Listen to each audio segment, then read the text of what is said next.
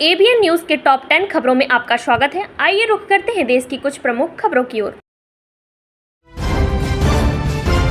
महाराष्ट्र में आगामी विधानसभा चुनाव को लेकर सियासी दलों की गतिविधियां तेज हो गई हैं। एआईएमआईएम के नेताओं ने दावा किया है कि महाराष्ट्र में इस बार चुनाव मजबूती के साथ लड़ेंगे।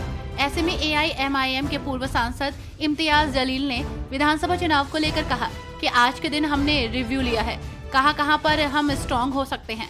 अभी नंबर तो नहीं बता सकूंगा, यकीनन हम कई जगहों पर इलेक्शन लड़ेंगे और मजबूती के साथ लड़ेंगे।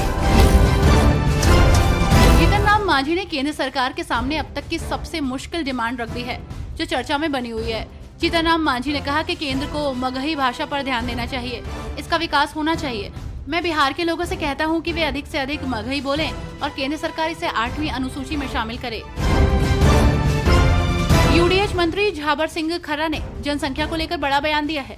उन्होंने कहा कि जिन्हें लोगों के 2-3 से ज्यादा बच्चे हैं, उन्हें सरकारी योजनाओं का लाभ नहीं दिया जाएगा। सरकार इस पर काम कर रही है, जल्द ही इसे लेकर कानून लाएगी। उन्होंने कहा कि जनसंख्या बढ़ेगी तो संसाधन घटेंगे, ये कटु सत्य है। कांग्रेस नेता राहुल गांधी ने राष्ट्रपति पद के लिए रिपब्लिकन उम्मीदवार डोनाल्ड ट्रंप पर हुए हमले पर गहरी चिंता व्यक्त की है। उन्होंने कहा कि इस तरह के कृत्यों की कड़े शब्दों में निंदा की जानी चाहिए। इसे लेकर बीजेपी के आईटी प्रमुख अमित मालवीय ने कहा कि ये राहुल गांधी के कपट भरे शब्द हैं।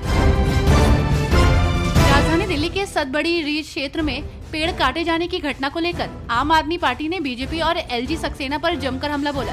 प्रियंका कक्कड़ ने कहा कि दिल्ली एलजी ने पहले भी ईस्ट किदवई नगर, नेताजी नगर और नारोजी नगर के पेड़ काटने के आदेश दिए थे।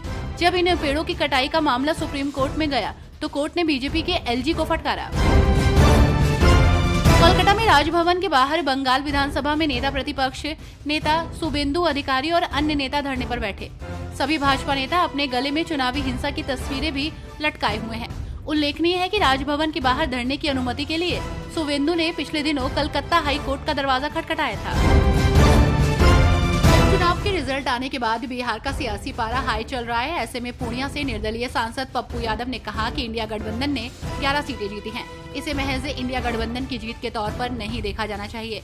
ये इस साल के अंत में होने वाले हरियाणा, झारखंड और महाराष्ट्र चुनावों की ओर इशारा है। कांग्रेस नफरत की राजनीति नहीं करती है। केंद्रीय मंत्री ज्योतिरादित्य सिंधिया के समर्थक और भारतीय जनता पार्टी के विधायक प्रीतम लोधी ने एक वीडियो वायरल करते हुए कहा कि उन्हें टारगेट किया जा रहा है। अगर बार बार ऐसा हुआ तो वे विधानसभा की सदस्यता से इस्तीफा दे देंगे। विधायक प्रीतम लोधी के इस बयान के बाद मध्य प्रदेश में राजनीति गर्मा गई है।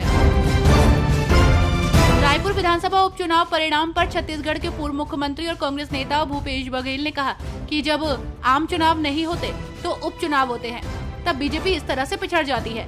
वहीं उन्होंने आगे कहा कि 4 जून के नतीजों से पता चलता है कि जनता ने पीएम मोदी की गारंटी से इनकार कर दिया है। इसका अर्थ ये है कि भाजपा का जनाधार लोकसभा और राज्यसभा में खिसक रहा है। उत्तर प्रदेश के मुख्यमंत्री योगी आदित्यनाथ के परिजनों को अपशब्द कहना और जान से मारने की धमकी देना एक स्थानीय कांग्रेसी नेता को भारी पड़ गया। पुलिस ने सीएम के भाई की तहरीर पर आरोपी के खिलाफ भारतीय न्याय संहिता की संबंधित धाराओं में मुकदमा दर्ज कर लिया है।